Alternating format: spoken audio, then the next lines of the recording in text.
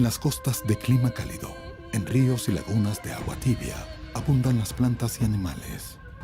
Hay peces, tortugas, cocodrilos y muchas aves que anidan en las orillas. En estas aguas rodeadas de vegetación y protegidas del viento, vive el manatí. Existe evidencia científica que sugiere que el manatí existía hace aproximadamente más de 60 millones de años. Gracias a la tecnología que tenemos hoy día y los restos de fósiles que han sido encontrados, se cree que estas criaturas acuáticas alguna vez fueron animales terrestres, estrechamente relacionados con los elefantes, y que debido a las condiciones ambientales en la Tierra, tuvieron que evolucionar para poder sobrevivir en el agua. La fascinación que ejercieron los manatíes sobre la imaginación de los pueblos ancestrales persistió en épocas tan remotas como en historias fabulosas. Y esta referencia ha viajado a través del tiempo hasta nuestros días. Entró así el manatí en el libro rojo de la fauna venezolana en peligro. Y esta es su historia.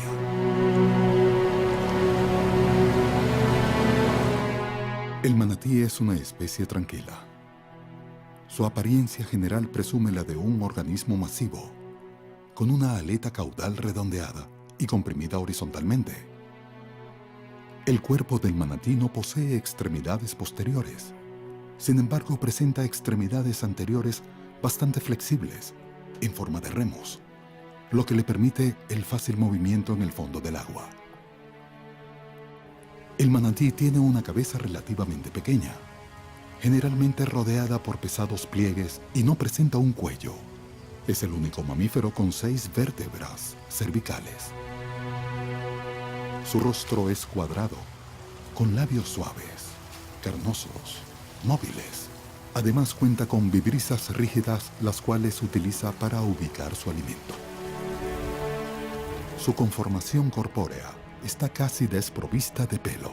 Sin embargo, los que se llegan a presentar son cortos y verdaderamente finos. El manatí cuenta con un par de nostrilos. Los nostrilos son aberturas nasales que se cierran cuando el animal bucea. Estos se abren a lo ancho cuando el manatí sale a la superficie para respirar.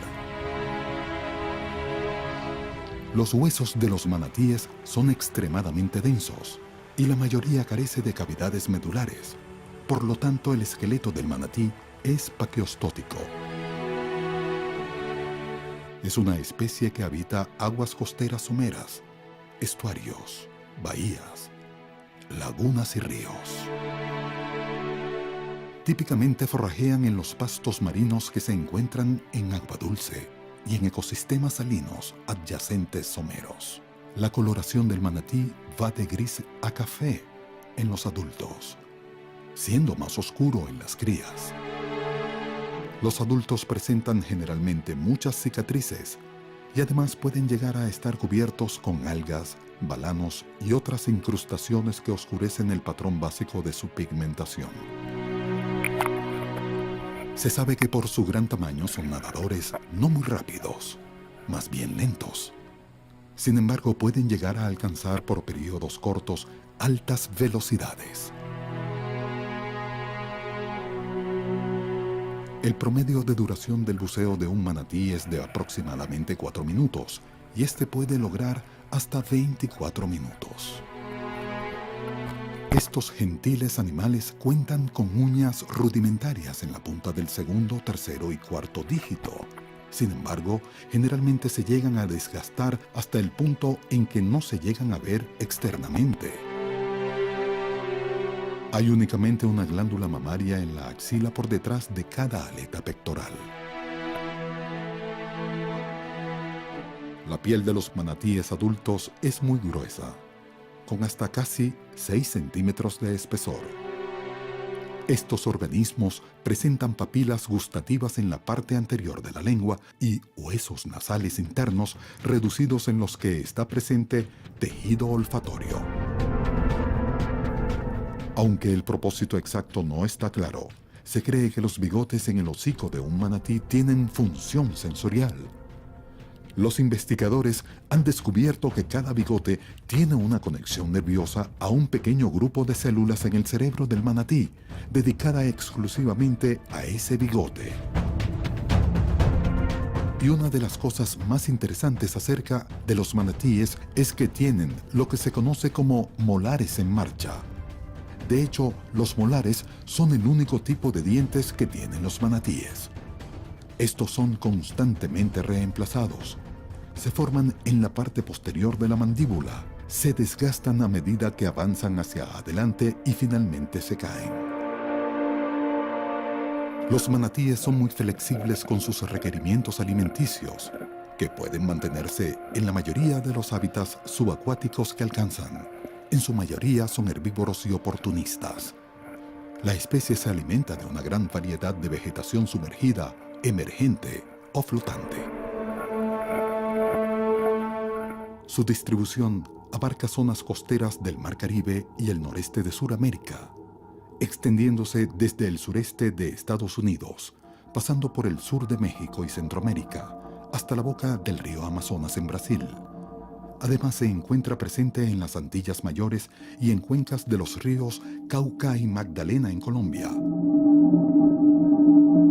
En nuestro país, su distribución se localiza en dos áreas, en la cuenca del lago de Maracaibo y en la del río Orinoco, abarcando los raudales de Atures al sur de Puerto Ayacucho y zonas cercanas al delta, incluyendo el sur de la península de Paria en el estado Sucre.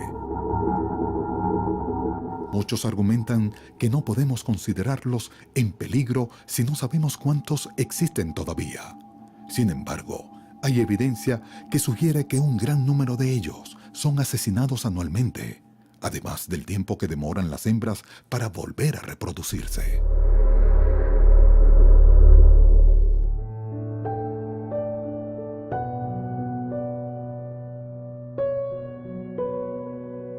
En Venezuela los manatíes comparten hábitats con las nutrias gigantes de río, mejor conocidas científicamente como Lutra longicaudis.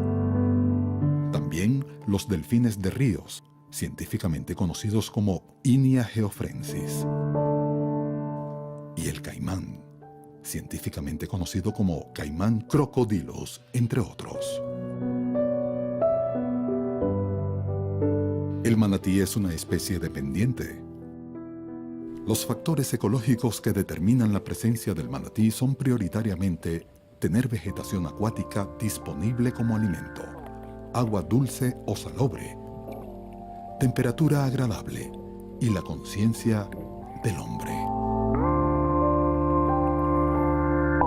El futuro de las especies animales se encuentra en manos del hombre, pues el hombre es quien decide cómo ha de utilizar los recursos naturales para su propio bienestar, en gran medida afectando con las nuevas tecnologías el espacio donde se desenvuelven los animales y generando la desaparición de muchas de estas especies.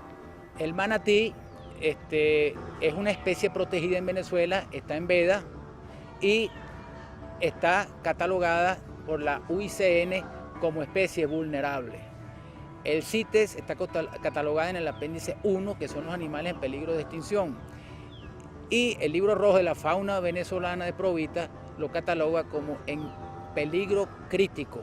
O sea, está extinguida prácticamente localmente en algunas zonas del Orinoquía y hay núcleo poblacional en diferentes partes de Venezuela. Entonces, el problema de nosotros es que de esos 9 ejemplares que se han decomisado, rescatado y rehabilitado desde el año 85, estamos hablando de 27 años, actualmente hay una pareja en el Zoológico Metropolitano de Zulia y una pareja reproductora en el Parque Zoológico Botánico Bararida. Eso es un programa de cría en cautiverio. Luego, esos animales no es que van a permanecer en cautiverio. O sea, deben ser reintroducidos los animales que nacen en cautiverio o los animales que se capturan en vida silvestre, ya sean por enmayamiento, por pesca ilegal, o que tienen accidentes con lanchas, o que son cazados las hembras, las madres, y estas crías son capturadas a la venta del mercado negro de la fauna silvestre. Esos animales, cuando lo decomisa la Guardia Nacional o el Ministerio del Ambiente, que tienen la potestad de hacerlo, llegan a los zoológicos. Entonces, ¿qué vamos a hacer con esas crías una vez rehabilitadas? Lo lógico es que se rehabiliten y se reintroduzcan, se liberen otra vez en los parques nacionales.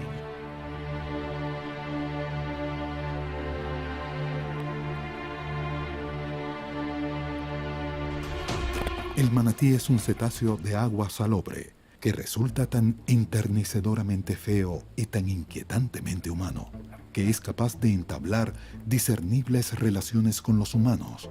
Fácilmente el manatí dispone una rara empatía entre ellos y nosotros. La desaparición natural de las especies es debido a su adaptación a los diferentes cambios en su hábitat. Este hábitat lo ha cambiado el hombre drásticamente. La pérdida de la biodiversidad, el comercio indiscriminado e ilegal de algunas especies, la contaminación de las aguas y la tierra. Todo ello hace que anualmente mueran más de 2 millones de aves y más de 100.000 mamíferos, entre ellos el manatí. Nuestra misión es influir, alentar y ayudar a las sociedades a conservar la integridad y diversidad de la naturaleza. De esta manera, estaremos asegurando que todo uso de los recursos naturales sea equitativo y ecológicamente sustentable. Si nos esforzamos por reducir el calentamiento global, tendremos un mundo mejor para vivir. Tendremos estabilidad del orden natural de todo lo que existe en el planeta Tierra.